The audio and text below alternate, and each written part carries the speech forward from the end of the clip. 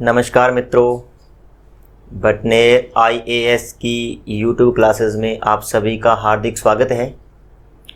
आज हम चर्चा करने जा रहे हैं विभिन्न जो आयोग हैं, जो बॉडी हैं, जो निकाय हैं, उनके बारे में। तो ये निकाय शुरू करने से पहले मैं आपको कुछ शब्दों से परिचित करवाना चाहता हूँ, क्योंकि जब तक हमने उन शब्दों को नहीं समझा तब तक हम चाहे कितने ही आयोग पढ़ लें, उन आयोगों का पूरा कॉन्सेप्ट पढ़ लें, उनका पूरा स्ट्रक्चर पढ़ लें, उसका कोई भी औचित्य नहीं होगा जब तक हम उन शब्दों से परिचित नहीं होंगे। तो ये जो आपको मैं 3 शब्द जो बताने जा रहा हूँ, ये बहुत ही इंपॉर्टेंट शब्द हैं मित्रों। इनको आप अच्छे से समझ गए तो ये मान के चलो कि जितने भी निकाय हैं, वो इलेक्शन कमीशन है, वो फाइनेंशियल कमीशन है, ह्यूमन राइट्स जो है कमीशन है, जितने भी प्रकार के नीति आयोग है, योजना आयोग है, अल्पसंख्यक आयोग है, महिला आयोग है, अनुसूचित जाति जनजाति आयोग है, लगभग आपको उनका मेन कॉन्सेप्ट समझ में आ जाएगा। इस लेसन में आगे बढ़ने से पहले इंडियन पॉलिटी कोर्स के बारे में एक महत्वपूर्ण जानकारी दोस्तों। दरअसल इस कोर्स को हम लोग ऑलरेडी कंप्लीट कर चुके हैं हमारी एंड्रॉयड ऐप पर। हमारी एंड्रॉयड ऐप पर इंडियन पॉलिटी का कंप्लीट कोर्स ऑलरेडी मौजूद है और इस कोर्स के तहत हमने 100 से ज्यादा वीडियोस बनाए हैं। साथ ही इन वीडियोस के पीडीएफ्स भी आप लोगों को मिल जाने वाले हैं। इसके अलावा दोस्तों आपको इंडियन पॉलिटी के 1 ईयर के करंट अफेयर्स भी मिलने वाले हैं हमारी ऐप के ऊपर। तो ये जो कोर्स है अपने आप में कंप्लीट हो जाता है आईएएस प्रीलिम्स एग्जाम के लिए इंडियन पॉलिटी का। ठीक है, तो अगर आप लोग इंडियन पॉलिटी को फटाफट कंप्लीट करना चाहते हैं, अभी तो आप YouTube पर देख रहे हैं, लेकिन अगर आप चाहते हैं कि आप सभी लेसन्स, पूरा कंटेंट आपको एक साथ मिल जाए, तो आप हमारी एंड्रॉयड ऐप को डाउनलोड कीजिए। आपको हमारी ऐप पर यह कोर्स मिल जाएगा। ये हमारी एंड्रॉयड ऐप का डेस्कटॉप वर्जन है दोस्तों। अगर आप लोग चाहते हैं कि आप हमारे लेसन्स को लैपटॉप में देखें या फिर आप डेस्कटॉप में अपने पर्सनल कंप्यूटर में देखें, तो आप लोग bhatnerias.com पर जा सकते हैं और इसके जरिए भी आप लोग हमारे कोर्सेज को एक्सेस कर सकते हैं। जिस तरह से ये इंडियन पॉलिटी का पूरा कोर्स आपको यहां नजर आ रहा है, सीसेट 2021 का कोर्स नजर आ रहा है, एनवायरनमेंट एंड इकोलॉजी का कोर्स नजर आ रहा है, तो तमाम कोर्सेज यहां पर मौजूद हैं। हमारे कोर्सेज की खासियत ये है कि ये सभी कोर्सेज पूरी तरह से अफोर्डेबल हैं और क्वालिटी के साथ कोई भी कॉम्प्रोमाइज नहीं किया गया है दोस्तों। इनकी कीमत ऐसी है कि एक किताब से भी कम पैसे देकर आप इन कोर्सेज को खरीद सकते हैं। पूरे 1 साल की आपको वैलिडिटी मिल जाती है। यहां पर आप इंडियन पॉलिटी कोर्स की एक झलक भी देख सकते हैं दोस्तों। आपके सामने है 104 वीडियोस अभी इसके अंदर मौजूद हैं और 2 या 3 वीडियोस ही आनी इस कोर्स में बाकी है, तो जल्दी ही अपलोड हो जाएंगी। और देखिए 75 पीडीएफ भी इसके तहत अपलोड किए जा चुके हैं। तो जो भी थोड़े बहुत पीडीएफ बचे हैं वो भी बहुत जल्दी, थोड़े दिनों के अंदर ही कंप्लीट कर दिए जाएंगे। तो अपने आप में ये कोर्स मुकम्मल है दोस्तों। वीडियोस तो आप लोग पूरी मानिए। देखिए किस तरह से हमने कवर किया है। यहां पर ये देखिए चैप्टर, देखिए हिस्टोरिकल बैकग्राउंड का जो चैप्टर बना हुआ है, इस चैप्टर के अंदर आप जाएंगे तो आपको 2 वीडियोस मिलेंगी और 2 ही पीडीएफ फाइल्स मिलेंगी। इसी तरह से आप मेकिंग ऑफ द कॉन्स्टिट्यूशन में जाएंगे तो 6 वीडियोस मिलेंगी और 6 इनकी फाइल्स मिलेंगी। इसी तरह से देखिए फंडामेंटल राइट्स के आप चैप्टर में जाएंगे तो इसके अंदर 5 वीडियोस आपको मिलने वाली हैं और 6 इनकी पीडीएफ फाइल्स मिलने वाली हैं। तो इस तरह से तमाम चीजें बहुत ही व्यवस्थित तरीके से आपको हमारे इस कोर्स के तहत हमारी ऐप पर मिलने वाली है। तो ये दोस्तों हमारा कोर्स रहेगा इंडियन पॉलिटी का। उम्मीद करते हैं कि अगर आप लोग चाहते हैं फटाफट इस कोर्स को देखना मुकम्मल तरीके से पीडीएफ के साथ, तो आप हमारी ऐप डाउनलोड करेंगे और इस कोर्स को हासिल करेंगे। बहुत ही नॉमिनल प्राइस में आपको ये कोर्स वहां पर मिलने वाला है। 260, महज 260 रुपए देकर आपको ये कोर्स कंप्लीटली मिल जाने वाला है, जिसमें आपको तमाम वीडियोस और पीडीएफ मिल जाने वाले हैं। इस कोर्स की एक और खास बात देखिए दोस्तों, जैसा कि मैंने आपको बताया कि आईएएस प्रीलिम्स एग्जाम को ध्यान में रखते हुए इंडियन पॉलिटी का ये कोर्स आप लोगों के लिए बहुत फायदेमंद रहने वाला है। यहां पर देखिए आईएएस प्रीलिम्स एग्जाम्स के जो भी प्रीवियस पेपर्स हुए हैं उनमें इंडियन पॉलिटी के जो भी क्वेश्चंस आए हैं ज्यादातर हमने कवर किए हैं। खास तौर पर पिछले 17 सालों के, प्रीवियस 17 ईयर्स के जो भी एमसीक्यूज रहे हैं इंडियन पॉलिटी विषय के, वो हमने कवर किए हैं। 2004 से लेकर आईएएस प्रीलिम्स 2020 तक के सभी प्रीवियस ईयर्स एमसीक्यूज कवर किए गए हैं इंडियन पॉलिटी के। तो ये कोर्स आप लोगों के बहुत ज्यादा काम में आने वाला है, आपको बहुत ज्यादा फायदा पहुंचाने वाला है। तो फटाफट हमारी Android app Bhatner IAS download कीजिए और एक्सप्लोर कीजिए हमारे तमाम कोर्सेज को। तो 3 शब्द मैं आपको बताता हूं। पहला जो शब्द है वो है संवैधानिक। संवैधानिक, संवैधानिक को आप संवैदिक भी कह सकते हैं, संवैदिक, और इंग्लिश में आप इसको कह सकते हैं कॉन्स्टिट्यूशनल। कॉन्स्टिट्यूशनल। कौन से आयोग संवैधानिक आयोग होंगे? आपके सामने मान लीजिए प्रश्न लिख दिया, जैसे मैं एक उदाहरण देता हूं, फिर उसी प्रश्न पे हम बार बार चर्चा करेंगे। एक किसी ने लिख दिया, मान लेते हैं एग्जामिनर ने लिख दिया, एक तो लिख दिया वित्त आयोग, एक लिख दिया मानवाधिकार आयोग,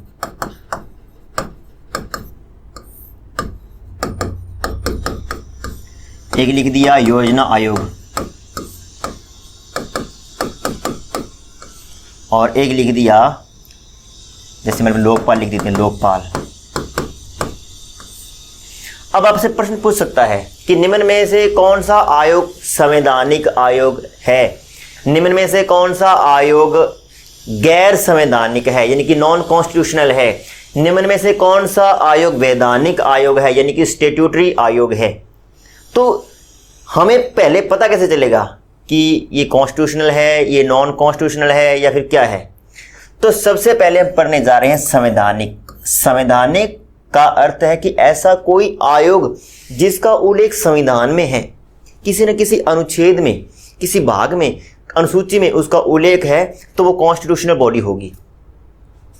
दूसरा जो शब्द है वो है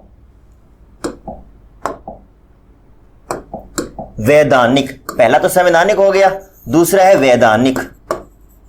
आप उसको वैधानिक लिखिए या फिर आप लिखिए सांविधिक। देखिए मित्रों, हिंदी में कितना फर्क है, बहुत ही नाममात्र। सांविधिक इसमें आ की मात्रा नहीं है, सांविधिक इसमें आ की मात्रा है। इतने भर से इसका पूरा का पूरा कॉन्सेप्ट ही चेंज हो जाता है। सांविधिक जो है वो कॉन्स्टिट्यूशनल है और जो सांविधिक है वो स्टेट्यूटरी है, यानी कि वैधानिक। ऐसा आयोग, ऐसी कोई संस्था, ऐसा कोई निकाय, ऐसी कोई बॉडी जिसका उल्लेख संविधान में नहीं है, परंतु उससे संबंधित संसद ने कोई कानून बना रखा है, कोई अधिनियम पारित कर रखा है, तो ऐसी संस्था को हम कहेंगे वैधानिक संस्था। दोबारा से समझना मित्रों, संविधान में उल्लेख नहीं है, किसी भी आर्टिकल में, किसी भी अनुच्छेद में, किसी भी भाग में उसका उल्लेख नहीं है, परंतु संसद ने एक एक्ट पारित कर रखा है, तो ऐसी संस्था को हम क्या कहेंगे? वैधानिक। हमने पढ़ा लोकपाल अधिनियम 2013, अधिनियम एक्ट आ गया, इसका मतलब लोकपाल कैसी संस्था है मित्रों? लोकपाल कैसी संस्था है? सांविधिक है, वैधानिक है, या इसको हम कह सकते हैं, एक और शब्द हम यूज कर सकते हैं, वैदिक।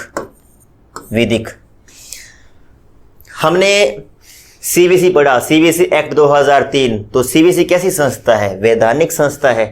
हम मानवाधिकार आयोग के बारे में पढ़ेंगे, मानवाधिकार अधिनियम, मानवाधिकार संरक्षण अधिनियम 1993 हमने बना रखा है, कैसी संस्था हो जाएगी? वैधानिक। यानी जिसका उल्लेख संविधान में तो नहीं है, परंतु उससे संबंधित हमने कोई कानून बना रखा है, तो ऐसी संस्था को हम कहेंगे वैधानिक संस्था। तीसरे जो प्रकार की जो संस्था है मैं यहां पे लिख देता हूं, वो है गैर संवैधानिक। गैर संवैधानिक, हिंदी में इसके लिए गैर संवैधानिक या एक शब्द आता है संविधानित्र। संविधानित्र। और इंग्लिश में इसका जो शब्द है आएगा वो है नॉन कॉन्स्टिट्यूशनल।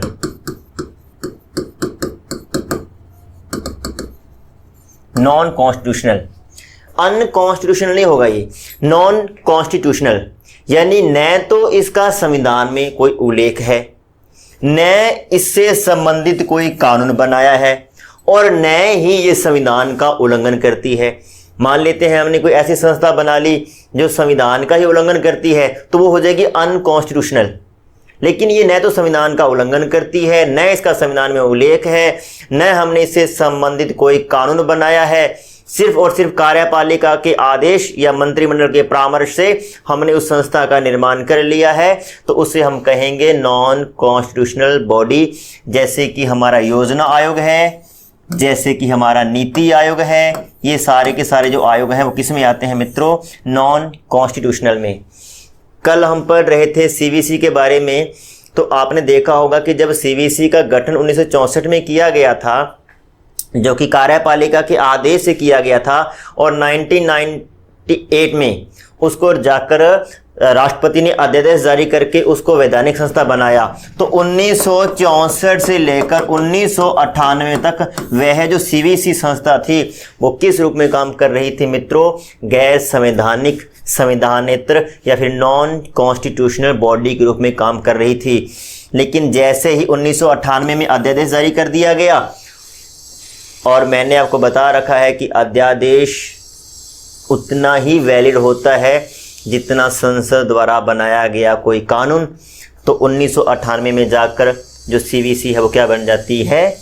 वैधानिक संस्था बन जाती है। और उसके बाद में 2003 में सीवीसी एक्ट 2003 बनाकर उसको परमानेंटली स्टैट्यूटरी बॉडी बना दिया जाता है। तो ये तीन प्रकार के हमने शब्द पढ़े। कॉन्स्टिट्यूशनल जिसका उल्लेख संविधान में है, स्टैट्यूटरी जिसका उल्लेख संविधान में नहीं है परंतु उसका उल्लेख किसी न किसी अधिनियम में है, और नॉन कॉन्स्टिट्यूशनल न संविधान में उल्लेख है न किसी अधिनियम में उल्लेख है, और न ही वो संस्था संविधान का उल्लंघन करती है। योजना आयोग हमने पढ़ने वाले हैं। नीति आयोग के बारे में हमने पढ़ेंगे। हमने एक शब्द पढ़ा कॉलेजियम। कॉलेजियम शब्द भी अपने आप में कैसा है? नॉन कॉन्स्टिट्यूशनल, संविधान में उल्लेख नहीं है, किसी अधिनियम में उल्लेख नहीं है, और न वो संविधान का उल्लंघन करता है। हमने एक पद पढ़ा प्रोटेम स्पीकर, वो भी अपने आप में कैसा पद है? Non constitutional. तो उम्मीद है कि आपको इन तीन शब्दों का थोड़ा सा मतलब पता चल गया होगा। अब अपने पढ़ते हैं इनसे संबंधित संस्थाएं। हम देखते हैं कि कॉन्स्टिट्यूशनल बॉडीज कौन कौन सी है, नॉन कॉन्स्टिट्यूशनल बॉडी कौन कौन सी है, और स्टैट्यूटरी बॉडी कौन कौन सी है। देखिए मित्रों, पहला है संवैधानिक यानी कि कॉन्स्टिट्यूशनल बॉडी, जिसमें है हमारा जो इलेक्शन कमीशन है, इसके बारे में जस्ट अभी हम पढ़ने वाले हैं। वित्त आयोग है, संघीय लोक सेवा आयोग यानी कि यूपीएससी है, या फिर स्टेट पब्लिक सर्विस कमीशन यानी कि राज्य लोक सेवा आयोग है, वो भी इसमें आ जाएगा। या फिर इसमें एक और कॉन्सेप्ट आता है जॉइंट पब्लिक सर्विस कमीशन, 2 या 2 से अधिक राज्यों का एक संयुक्त लोक सेवा आयोग हो सकता है, तो वो भी इसी में आ जाएगा। इसके अलावा अनुसूचित जाति आयोग, अनुसूचित जनजाति आयोग, ये भी कैसी संस्थाएं हैं? कॉन्स्टिट्यूशनल। और अन्य पिछड़ा वर्ग भी अपने आप में कैसी बॉडी है? कॉन्स्टिट्यूशनल। दूसरे प्रकार के हैं वैधानिक यानी कि स्टैट्यूटरी। इसमें आएगा राष्ट्रीय मानवाधिकार आयोग, राष्ट्रीय मानवाधिकार भी आयोग भी है, एक राज्य मानवाधिकार आयोग है, दोनों ही किस में आएंगे? वैधानिक में। राष्ट्रीय महिला आयोग प्लस राज्य महिला आयोग, दोनों ही किस में आएंगे? स्टैट्यूटरी में। केंद्रीय सूचना आयोग और अल्पसंख्यक आयोग, ये जो 4 आयोग हैं मित्रों, वो कैसे हैं? वैधानिक। और गैर संवैधानिक में मोस्टली 2 ही आते हैं, योजना आयोग जो कि आजकल चर्चा में नहीं है, या यूं कहें कि अस्तित्व में ही नहीं है, और दूसरा है नीति आयोग जो कि योजना आयोग का ही थोड़ा सुलझा हुआ रूप है। तो आप इसका एक बार स्क्रीनशॉट ले लीजिए। अब हम इन सभी संस्थाओं को एक एक करके पढ़ते हैं और शुरू करते हैं मित्रों इलेक्शन कमीशन ऑफ इंडिया से। देखते हैं इसका क्या स्ट्रक्चर है, कहाँ इसका उल्लेख है, और ये क्या करता है, क्या सदस्य होते हैं, पूरी प्रक्रिया के बारे में हम पढ़ते हैं। तो शुरू करते हैं मित्रों इलेक्शन कमीशन ऑफ इंडिया। देखिए इलेक्शन कमीशन 2 है, एक तो स्टेट इलेक्शन कमीशन है। आपको आइडिया होगा जब हम पंचायती राज के बारे में जिक्र कर रहे थे तो वहाँ पर हमने स्टेट इलेक्शन कमीशन के बारे में पढ़ा था। आर्टिकल 243 के में उसका उल्लेख है, 243 के में उसका उल्लेख है, हमने पढ़ा था। अब हम पढ़ रहे हैं इलेक्शन कमीशन ऑफ इंडिया यानी कि जो राष्ट्रीय इलेक्शन कमीशन है उसके बारे में पढ़ रहे हैं। तो पहला वाक्य लिखते हैं,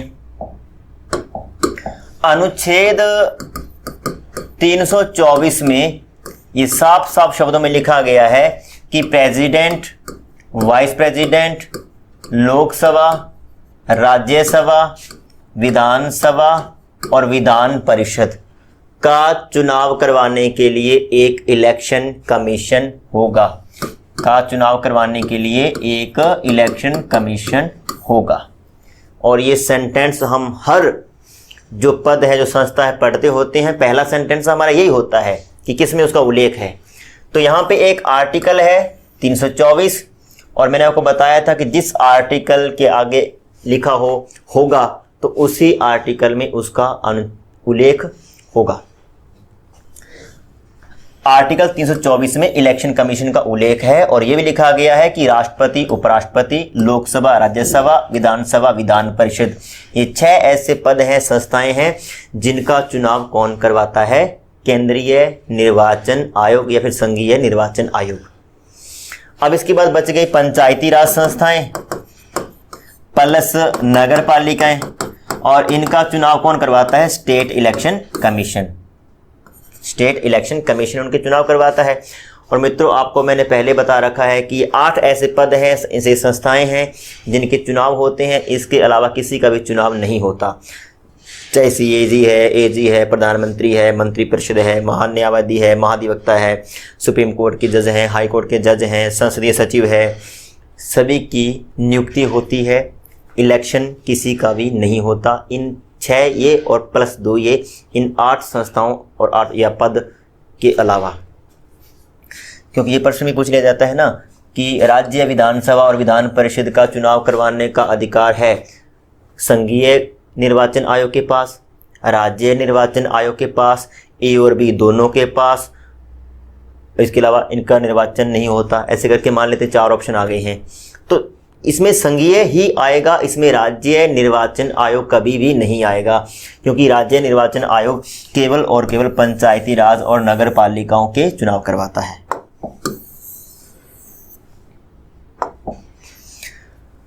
दूसरा जो सेंटेंस है कि 25 जनवरी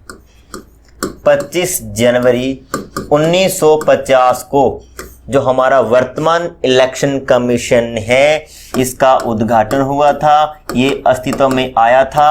अतः वर्ष 2009 से 25 जनवरी को किस रूप में मनाया जाता है मित्रों? इसे मनाया जाता है मतदाता दिवस के रूप में। मतदाता दिवस के रूप में मनाया जाता है। किसको? 25 जनवरी को। और अगर आपसे ये पूछ लिया जाए कि 25 जनवरी को मतदाता दिवस के रूप में कब से मनाया जा रहा है, और उसमें ऑप्शन आ जाएंगे 1950, 2009, तो 1950 नहीं है, इसका उत्तर क्या होगा? 2009। 2009 के बाद ही इसको मतदाता दिवस के रूप में मनाया जाना शुरू हुआ है। तो आपको, मुझे लगता है ये 2 बातें तो समझ में आ गई होगी कि 324 में इलेक्शन कमीशन का उल्लेख है और 25 जनवरी 1950 को इसका उद्घाटन हुआ था। अनुच्छेद 324 में इस चीज़ का भी उल्लेख है कि जो इलेक्शन कमीशन है, इसमें एक तो चीफ इलेक्शन कमिश्नर होगा, यानी कि मुख्य निर्वाचन आयुक्त। एक तो मुख्य निर्वाचन आयुक्त होगा और प्लस अन्य निर्वाचन आयुक्त होंगे, लेकिन अन्य कितने होंगे हमें नहीं पता। एक तो मुख्य निर्वाचन आयुक्त होगा प्लस अन्य 1 होगा, 2 होगा, 3 होगा, 5 होंगे, हमें नहीं पता। और अन्य निर्वाचन आयुक्त कितने होंगे इसका निर्धारण कौन करेगा? प्रेसिडेंट, राष्ट्रपति। अब इस सेंटेंस को हम ऐसे लिख सकते हैं, अनुच्छेद 324 के अंतर्गत इस चीज का उल्लेख है कि इलेक्शन कमीशन में एक चीफ इलेक्शन कमिश्नर के अलावा राष्ट्रपति द्वारा निर्धारित संख्या में अन्य इलेक्शन कमिश्नर होंगे। यानी राष्ट्रपति निर्धारित करेंगे कि 2 होंगे, 3 होंगे, 5 होंगे, हमें नहीं पता। लेकिन प्रारंभ में जब 1950 में हमने इलेक्शन कमीशन बनाया था या इसका उद्घाटन किया था, प्रारंभ में ये 1 सदस्यीय ही रहा था। यानी इसमें सिर्फ और सिर्फ एक ही था जो चीफ इलेक्शन कमिश्नर था, अन्य कमिश्नर्स की नियुक्ति हुई ही नहीं थी।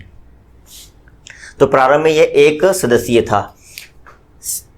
हमने पढ़ा था स्टेट इलेक्शन कमीशन अनुच्छेद 243 के में, और उसमें भी ये साफ साफ शब्दों में लिखा हुआ है कि जो राज्य निर्वाचन आयोग है वह एक सदस्यीय संस्था होगी। उसमें नहीं लिखा गया ऐसा, उसमें ऐसा उल्लेख नहीं है कि राज्यपाल निर्धारित करेंगे कि इसमें और कितने सदस्य होंगे, उसमें ऐसा नहीं है। जबकि इसमें ऐसा उल्लेख है कि एक तो चीफ इलेक्शन कमिश्नर होगा प्लस राष्ट्रपति द्वारा निर्धारित संख्या में अन्य इलेक्शन कमिश्नर होंगे। नेक्स्ट है तारकुंडे समिति। तारकुंडे कमेटी ने 1989 में अपनी सिफारिश रखी थी और इसने कहा था कि इलेक्शन कमीशन को मल्टी मेंबर बॉडी बनाया जाए, और इसकी सिफारिश को मानते हुए 1989 में ही इलेक्शन कमीशन को मल्टी मेंबर बॉडी बना दिया गया, यानी कि बहुसदस्यीय संस्था इसको बना दिया गया। लेकिन ये बनी रह नहीं सकी। सुप्रीम कोर्ट ने अपने एक आदेश में इसकी जो ये मल्टी मेंबर जो बॉडी वाला जो कॉन्सेप्ट था इसको रद्द कर दिया, इसको दोबारा से सिंगल मेंबर बॉडी बना दिया, यानी कि एक सदस्यीय संस्था इसको दोबारा से बना दिया गया। अब देखिए 1989 में इसको मल्टी मेंबर बॉडी बनाया गया, लेकिन सुप्रीम कोर्ट ने अपने एक आदेश में इसको रद्द करते हुए इसको दोबारा से एक सदस्यीय संस्था बना दिया। लेकिन 1991 में एक और समिति है जिसका नाम है दिनेश गोस्वामी समिति। दिनेश गोस्वामी समिति, और इस दिनेश गोस्वामी समिति की सिफारिश पर पुनः 1991 में इसको मल्टी मेंबर बॉडी बना दिया गया, और इसमें क्या किया गया, एक जो चीफ इलेक्शन कमिश्नर और 2 अन्य इलेक्शन कमिश्नर का उल्लेख किया गया, यानी टोटल सदस्य कितनी हो गई 3, और तब से ये 3 सदस्यीय संस्था बनकर ही हमारे सामने कार्य कर रही है। 1989 में इसको मल्टी मेंबर बॉडी बनाया गया। न्यायपालिका ने अपने एक निर्णय के तहत इसको रद्द कर दिया। दिनेश गोस्वामी समिति ने दोबारा सिफारिश की और दिनेश गोस्वामी समिति के रिकमेंडेशन के आधार पर 1991 में इसको दोबारा से मल्टी मेंबर बॉडी बना दिया गया। अब देखिए मित्रों, इलेक्शन कमीशन के जो भी इसकी पृष्ठभूमि थी, इसका जो बेस था हमने पढ़ लिया कि कब ये संस्था बनी, कितने इसमें मेंबर होते हैं, टोटल हमने बात कर ली।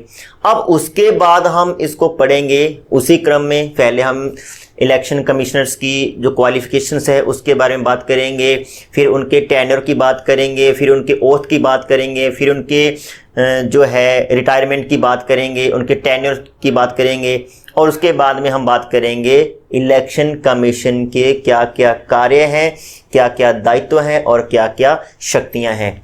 तो चलो मित्रों शुरू करते हैं हम क्वालिफिकेशंस के बारे में, यानी कि योग्यताएं। इलेक्शन कमिश्नर जो होते हैं उनकी योग्यताओं का उल्लेख हमारे संविधान में नहीं है।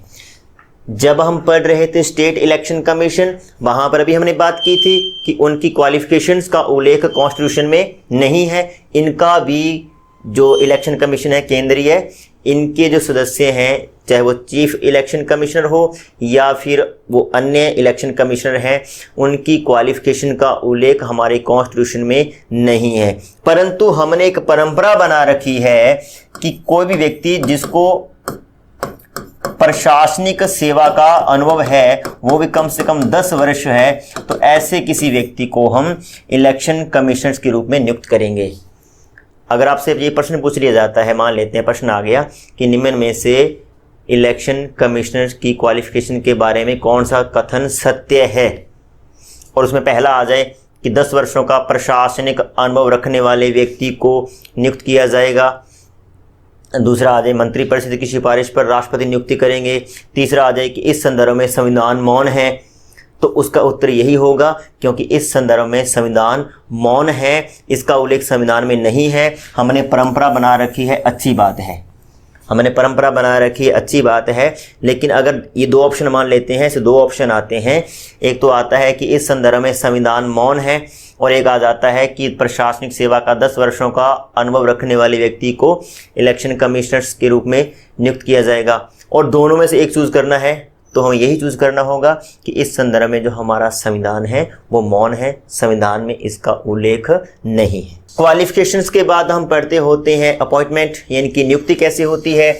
और मित्रों, नियुक्ति का प्रश्न जब भी आता है आपको पता है नियुक्ति कौन करता है? नियुक्ति कौन करता है? नियुक्ति करेंगे प्रेसिडेंट। किसकी सिफारिश पर? और यहाँ पर साफ साफ लिखा गया है मंत्री परिषद की सिफारिश है, मंत्री परिषद की सिफारिश पर।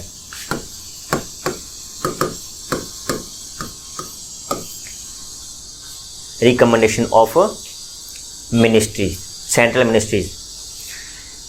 नियुक्ति करते हैं। नियुक्ति के बाद शपथ, शपथ कौन दिलाता है? शपथ भी राष्ट्रपति दिलाते हैं। उसके बाद में आता है कार्यकाल, यानी कि इनका टेन्योर क्या होता है। और कार्यकाल के बारे में आपको बता दूं मित्रों कि इनका कार्यकाल होता है 6 वर्ष, टेन्योर 6 वर्ष। एंड रिटायरमेंट एज जो होती है वो होती है मित्रों 65 वर्ष। इनमें से जो भी पहले हो, अगर 6 वर्ष पहले हो जाते हैं तो हटना पड़ेगा, और अगर उससे पहले 65 वर्ष की आयु हो जाती है तो उनको रिटायरमेंट करना पड़ेगा। तो 6 वर्ष या 65 वर्ष की आयु तक इलेक्शन कमिश्नर्स अपने पद पर बने रहते हैं। उसके बाद में आता है मित्रों इनको हटाने की विधि, यानी कि इनको हटाया कैसे जाता है। और इनको हटाने की विधि वही है जो सुप्रीम कोर्ट या फिर हाई कोर्ट के न्यायाधीशों को हटाने की विधि है। Supreme court, high court, election commission, CAG, इनको हटाने की प्रक्रिया बिल्कुल सेम है। यानी जिस विधि से सुप्रीम कोर्ट और हाई कोर्ट के न्यायाधीशों को हटाया जाता है उसी विधि से इलेक्शन कमीशन को हटाया जाएगा, उसी विधि से सीएजी को हटाया जाएगा। तो इसमें ज़्यादा पढ़ने की आवश्यकता नहीं है, क्योंकि सुप्रीम कोर्ट और हाई कोर्ट के न्यायाधीशों को हमने अलग अलग पढ़ रखा है कि कैसे हटाया जाता है। फिर भी मैं हल्का सा आपको यहाँ पे परिचय दे देता हूँ। सबसे पहले क्या होगा कि अक्षमता और सिद्ध कदाचार के आधार पर एक प्रस्ताव संसद में रखा जाएगा, चाहे लोकसभा में रखिए या फिर आप राज्यसभा में रखिए। प्रस्ताव रखा जाएगा, प्रस्ताव पर चर्चा कब होनी है उसकी तारीख फिक्स करेंगे वहाँ के सभापति, अध्यक्ष। उसके बाद में फाइनली उस पर वोटिंग होगी, और अगर वोटिंग में जो प्रस्ताव है वो विशेष बहुमत से पारित हो जाता है तो इलेक्शन कमिश्नर्स को अपना पद छोड़ना पड़ेगा। बाकी इसके बारे में बहुत अच्छे से अगर आपको देखना है तो आप मेरी सुप्रीम कोर्ट या हाई कोर्ट वाली वीडियो देख सकते हैं। हटाने की प्रक्रिया को मैंने काफ़ी अच्छे तरीके से वहाँ पर समझाने का प्रयास किया। हाँ, एक बात और कि जो चीफ इलेक्शन कमिश्नर हैं उनको तो उसी विधि से हटाया जाएगा जिस विधि से सुप्रीम कोर्ट और हाई कोर्ट के न्यायाधीशों को हटाया जाता है। लेकिन जो अन्य इलेक्शन कमिश्नर्स हैं उनको केवल चीफ इलेक्शन कमिश्नर की रिकमेंडेशन पर ही हटाया जा सकता है।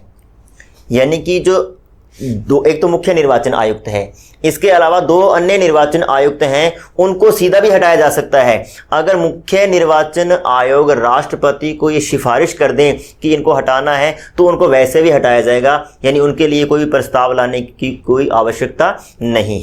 अब हम पढ़ते हैं मित्रों इलेक्शन कमीशन के कार्य क्या हैं, शक्तियां क्या हैं, उनके दायित्व क्या हैं। कार्य या फिर शक्तियां।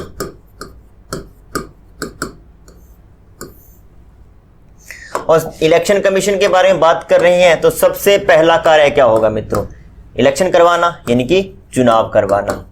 और चुनाव किसके करवाए जाएंगे मैंने आपको पहले बता रखा है, मैं दोबारा से दोहरा देता हूं। President, vice president, Lok Sabha, Rajya Sabha, Vidhan Sabha और विधान परिषद के चुनाव करवाना।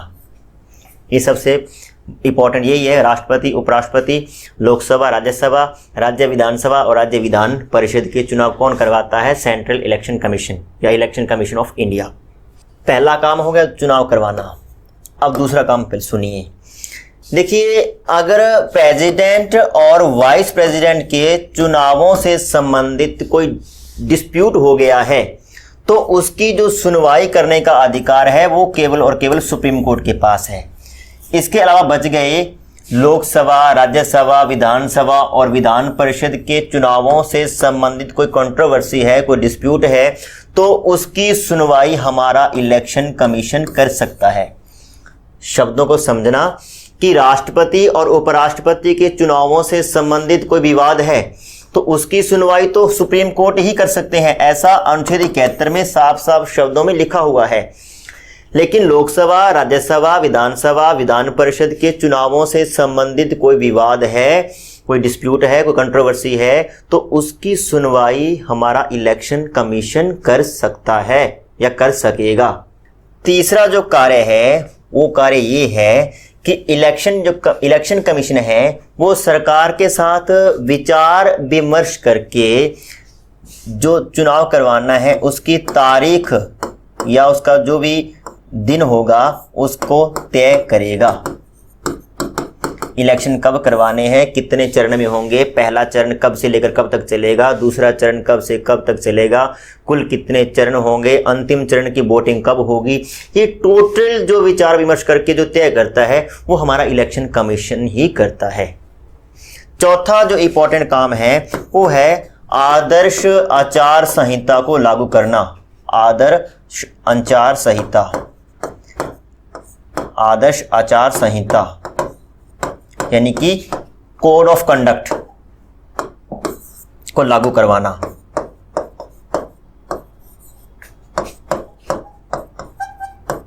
कोड ऑफ कंडक्ट को लागू करवाना, ये चौथा काम है हमारे इलेक्शन कमीशन का। तो 4 काम हो गए। हम नेक्स्ट पेज पे जाएंगे, उससे पहले मैं इसको दोहरा दूं। नंबर 1 चुनाव करवाना, नंबर 2 चुनावों से संबंधित अगर कोई डिस्प्यूट हो जाता है तो उसकी सुनवाई करना, तीसरा है चुनाव का दिन तारीख तय करना, और चौथा है कोड ऑफ कंडक्ट को लागू करना। नेक्स्ट है, हम नोट करके लिखेंगे कि जो RPA एक्ट 1950-1951 है, रिप्रेजेंटेशन ऑफ पीपल एक्ट 1950-1951 जो है, उसके अंतर्गत आयोग को यानी कि इलेक्शन कमीशन को ये शक्ति प्रदान की गई है कि अगर चुनावों से संबंधित कुछ गड़बड़ हो जाती है, किसी प्रकार की कुछ गड़बड़ी है, तो री इलेक्शन यानी कि पुनर् चुनाव होते हैं, उपचुनाव होते हैं, उपचुनाव का निर्णय लेने का पूरा अधिकार हमारे किसके पास है, इलेक्शन कमीशन।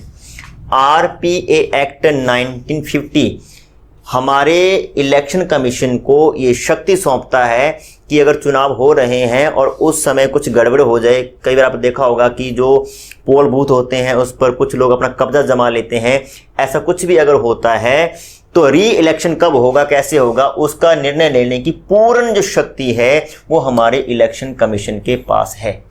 अगला जो बिंदु है जिसको हम पढ़ने जा रहे हैं वो है परिसीमन। परिसीमन, वैसे परिसीमन एक आयोग है, हम दोनों की बात कर लेते हैं। परिसीमन क्या है और परिसीमन आयोग क्या है, हम दोनों की बात कर लेते हैं, जिसको बोलते हैं डेलिमिटेशन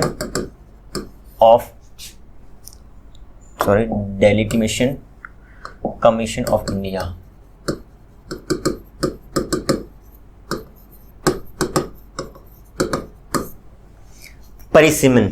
परिसीमन 2 तरीके का होता है। एक होता है निर्वाचन क्षेत्रों का और दूसरा होता है निर्वाचन के स्थानों का। जैसे मान लेते हैं कि ये एक एरिया है, क्लियर, इसमें कुल कितने निर्वाचन क्षेत्र होंगे, 2 होंगे, 3 होंगे, 5 होंगे, 10 होंगे, 20 होंगे, 50 होंगे, कितने निर्वाचन क्षेत्र होंगे। मान लेते हैं कि ये इलेक्शन कमीशन ने एक विभाजन कर दिया कि भाई इसमें इतने इलेक्शन कमीशन होंगे, क्षेत्र होंगे, ये बना दिए। मान लेते हैं जितने भी हैं, मान लें 10 हैं, 20 हैं, 50 हैं, ये बना दिए हैं।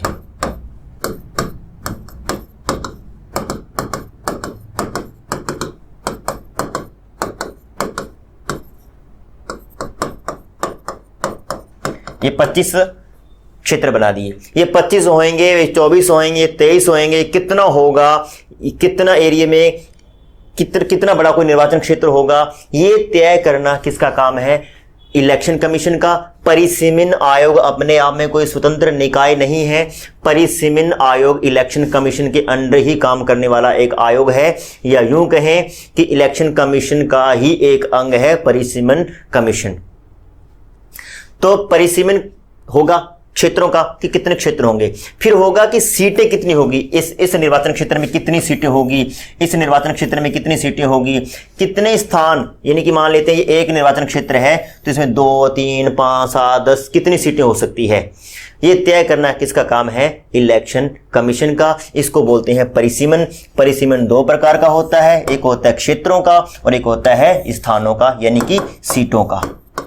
और इसमें आपको एक चीज और बता दूं कि 2026 तक तो जो परिसीमन है ऑलरेडी हो चुका है। 84 में संविधान संशोधन द्वारा हमने बात की थी कि 1971 की जनसंख्या को आधार मानकर हमने ये ऑलरेडी इसको कर रखा है और 2026 तक ये हूबहू बना रहेगा। उसके बाद इसका जो परिसीमन है वो नया होगा, क्या होगा, कैसे होगा, वो तो खैर भविष्य के घरों में छुपा हुआ है। लेकिन अभी तक 4 बार परिसीमन हो चुका है। पहली बार हुआ था 1952 में, फिर 1962 में, फिर 1972 में और अंतिम हुआ था 2002 में, जो कि जस्टिस कुलदीप सिंह की अध्यक्षता में गठित किया गया था। जस्टिस कुलदीप सिंह, तो पूछ लेते हैं कि अंतिम जो परिसीमन आयोग था वो किसकी अध्यक्षता में गठित किया गया था, तो जस्टिस कुलदीप की अध्यक्षता में गठित किया गया था। अंतिम, हालांकि अंतिम नहीं कह सकते, यानी कि चौथा जो था, अभी 5वां, 6वां, 7वां भी तो आगे सब कुछ बनने वाला है, लेकिन अभी तक 4 बार परिसीमन हो चुका है या फिर 4 परिसीमन आयोगों का गठन ऑलरेडी हो चुका है। नेक्स्ट जो इसका काम है इलेक्शन कमीशन का, कितने पढ़ चुके हैं हम, 6। 7वां जो काम है वो है कि जो हमारे सांसद होते हैं या फिर जो हमारे विधायक होते हैं, यानी कि मेंबर ऑफ पार्लियामेंट या फिर मेंबर ऑफ लेजिस्लेटिव असेंबली जो होते हैं, उनकी क्या क्या निर्योग्यता हो सकती है, उनकी निर्योग्यताओं का उल्लेख करना, उनकी निर्योग्यता का निर्धारण करना, ये किसका काम है, इलेक्शन कमीशन का। देखिए सदस्यों में क्या क्वालिफिकेशंस होनी चाहिए ये तो तय करेगा हमारी संसद तय करेगी, लेकिन उसमें क्या क्या डिस्क्वालिफिकेशन होगी और अगर उनमें डिस्क्वालिफिकेशन होगी तो उनका पद कैसे समाप्त किया जाएगा, इसका निर्धारण हमेशा इलेक्शन कमीशन ही करता है। और देखिए 2 तरीके से पद समाप्त किया जा सकता है या डिस्क्वालिफिकेट कर सकते हैं अपने। एक तो है दल बदल, अगर सदस्य ने दल बदल कर लिया है तो वो डिस्क्वालिफाइड माना जाएगा, और दल बदल किया है तो संबंधित सदन का जो भी अध्यक्ष होगा वो उस सदस्य की, यानी उस विधायक या सांसद की सदस्यता को समाप्त कर सकता है।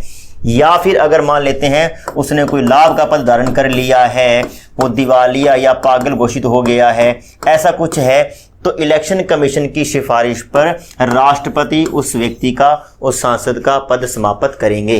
अंतिम जो काम बचा है मित्रों हमारे लिए 8वां, वो है जो पॉलिटिकल पार्टीज होती है उनको मान्यता देना। जो राजनीतिक दल होते हैं उनको मान्यता देने का काम किसका है मित्रों, ये काम है इलेक्शन कमीशन का, राजनीतिक दलों को मान्यता देना। भारत का जो लोकतंत्र है, जो हमारी डेमोक्रेसी है, जो हमारा जो पॉलिटिकल स्ट्रक्चर है वो मल्टी पार्टी सिस्टम है, यानी कि बहुदलीय। कई देश होते हैं जिनमें एक दल की प्रधानता होती है, वहाँ पर एक ही दल होता है, जैसे कि चीन में है। कई ऐसे देश हैं जो द्विदलीय होती है, जैसे कि ब्रिटेन या अमेरिका, जिनकी जो प्रणाली है द्विदलीय है। लेकिन भारत, फ्रांस, कनाडा, इन देशों का जो पॉलिटिकल सिस्टम है वो बहुदलीय है, यानी इसमें हजारों पॉलिटिकल पार्टीज हो सकती है। और लगभग अगर हम भारत की बात करें तो भारत में लगभग, देखिए लगभग का मतलब होता है ये फिक्स नहीं है, लगभग 1800 मान्यता प्राप्त पॉलिटिकल पार्टीज हैं। लगभग 1800 राजनीतिक दल वर्तमान में भारत में काम कर रहे हैं, जिनमें से कुछ तो नेशनल पॉलिटिकल पार्टीज हैं, कुछ स्टेट पॉलिटिकल पार्टीज हैं और कुछ सिर्फ और सिर्फ नामांकित, जिनका सिर्फ नामांकन हो चुका है पॉलिटिकल पार्टीज हैं। अब अपने देखते हैं कि जो पॉलिटिकल पार्टीज होती है उनको मान्यता किस आधार पे दी जाती है। पहले अपने देखेंगे नेशनल पॉलिटिकल पार्टीज की मान्यता किस आधार पे होती है। ये काफ़ी इंपॉर्टेंट फैक्ट है, पूछ लिया जाता है कि निम्न में से किस आधार पर राष्ट्रीय राजनीतिक दल का दर्जा प्राप्त होता है या प्राप्त नहीं होता, या फिर जो क्षेत्रीय दल का दर्जा किस आधार पर प्राप्त होता है। तो पहले अपने देखते हैं राष्ट्रीय दल का दर्जा प्राप्त करने के आधार क्या है। इसमें लिखा गया है कि अगर लोकसभा के चुनावों में कोई भी पार्टी जो है वो 2% सीटें, और 2% का यहाँ पे मतलब है कम से कम कितनी सीटें, 11 सीटें प्राप्त कर लेती है। यानी लोकसभा का चुनाव हो रहा है और कोई पॉलिटिकल पार्टी लोकसभा की कुल सीटों में से 11 सीटें, और वो भी कम से कम 3 राज्यों में, कम से कम 3 राज्यों में होनी चाहिए। यानी ऐसा नहीं है कि 11 सीटें तो हमने प्राप्त कर ली लेकिन वो किसी एक ही राज्य में है या 2 राज्यों में है, नहीं, कम से कम 3 राज्य। ऐसे हो सकता है कि एक सीट हमने एक राज्य से, फिर एक सीट दूसरे राज्य से, फिर 9 सीटें तीसरे राज्य से प्राप्त कर सकते हैं, या 3-3 करके या 4 करके, इसको कैसे भी कर सकते हैं, लेकिन कम से कम 3 स्टेट कवर होनी चाहिए। अगर हो रही है तो नेशनल पॉलिटिकल पार्टीज का दर्जा हमें मिल जाएगा। दूसरा है कि लोकसभा या फिर विधानसभा के चुनावों में कुल जो वैलिड वोट हैं उन वैलिड वोट का 6% प्राप्त करने पर, कुल वैलिड वोट का 6% प्राप्त करने पर प्लस 4 सीट, चाहे तो लोकसभा की है या विधानसभा की है, प्राप्त करने पर नेशनल पॉलिटिकल पार्टीज का दर्जा मिल जाएगा। और तीसरा है कि या कम से कम 4 राज्यों में, कम से कम 4 राज्यों में क्षेत्रीय दल का दर्जा अगर प्राप्त कर लिया है तो उसको ऑटोमेटिकली नेशनल पार्टीज का दर्जा दे दिया जाएगा। अगर कोई पार्टी 4 राज्यों में स्टेट पार्टी का दर्जा प्राप्त किए हुए है तो उसको अपने आप ही राष्ट्रीय दल का दर्जा प्राप्त हो जाएगा। अब मेरा आपसे एक सवाल है मित्रों, कमेंट बॉक्स में आप मुझे बताएंगे कि वर्तमान में भारत में राष्ट्रीय राजनीतिक पार्टियों की संख्या कितनी है। 6, 7, 8 जितनी भी है आप मुझे कमेंट बॉक्स में बताएंगे।